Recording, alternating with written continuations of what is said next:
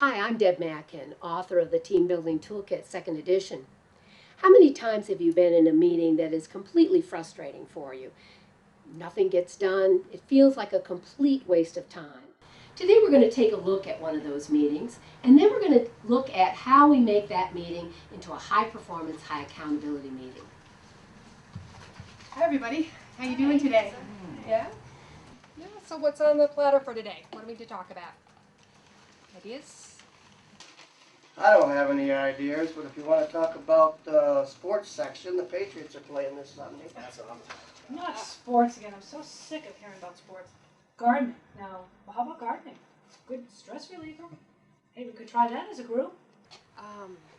You know, maybe we could talk about how we can function better as a team and work on our communication skills. What do you guys think about that? There you go. How about finding me a 7-letter word for waste of time?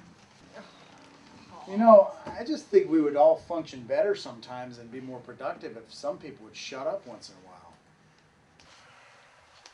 I hope you're not talking about me with that comment. Let the shoe Wait a fits. minute here, guys, wait a minute. Remember yesterday? Yesterday we shipped out 311 boxes of that new model, yeah? With no kit instructions. I've had customers calling me all morning long. Kit What are we gonna, instructions. yeah, what are we gonna do about it? No one told me about any kit instructions. Yeah, I thought Dave was taking care of that. Dave? Dave, I thought Paul was taking care of that. Paul? That, Oh, come on. You guys aren't going to blame this whole screw up on me. well, hey, if it's your fault. This example that you've just seen of the team may be a bit of an exaggeration, but let me share with you some interesting team meeting data. About 50% of the time in team meetings is considered wasted time.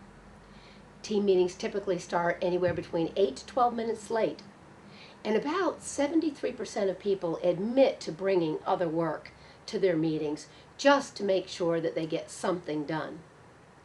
Effective meeting preparation will actually increase productivity in meetings by 53%.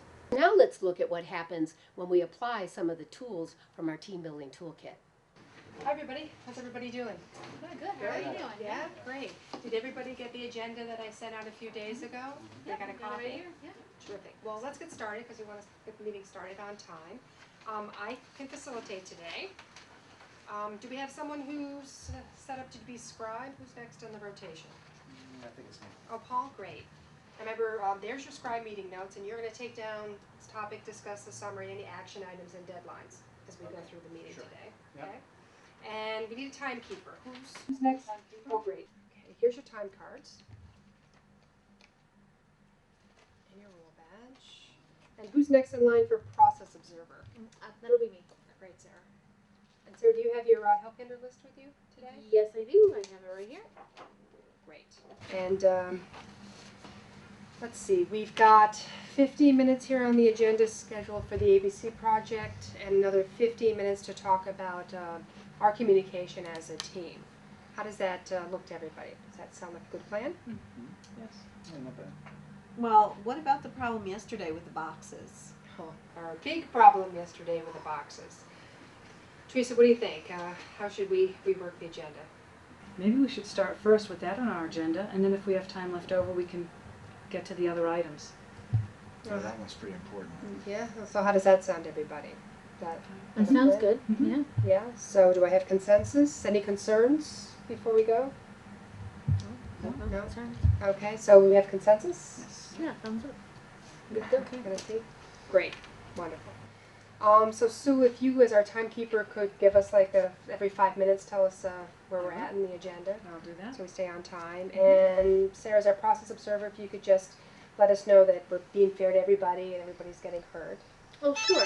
I'll be happy to give feedback and let everybody know if we're feeling too rushed.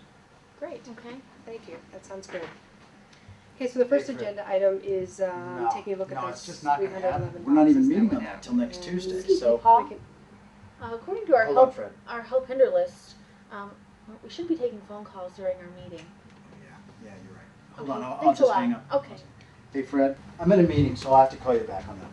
Great, thanks Sarah for doing that, I appreciate you No problem. processing. Thanks, that. Paul, for hanging up and joining Yeah, us. no. That's great.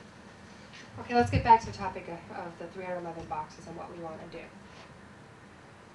Great, that sounds like a plan. We've come up with a way to redesign our process so that those instructions don't get left out again by consensus. Everybody's agreed to that. The next step in the process, I think, is to inform the project manager of what needs to be done, so we can get that done as soon as possible. And who will take the hook for that? I can handle that. Great, thanks, Dave. Okay, Dave, so I got you down for that action. Do you have a by-when for me? Yeah, I'm gonna get on that first thing in the morning. That's Okay, terrific. tomorrow morning. Thanks, Dave. That's great. That's it. I think that's it on that agenda item. Does anybody have anything else they want to talk about? Okay. So our next agenda topic is communication within the team. If I can suggest a process, I thought it might be helpful for us to start out doing some affinity diagramming. So in other words, we could take all the issues that we can think about with our own communication and write them up here on the board and see, if some general problems emerge. How does that sound as a plan? Let's summarize what we've seen in this high-performance team meeting. First of all, we saw the meeting roles: facilitator, scribe, timekeeper, process observer.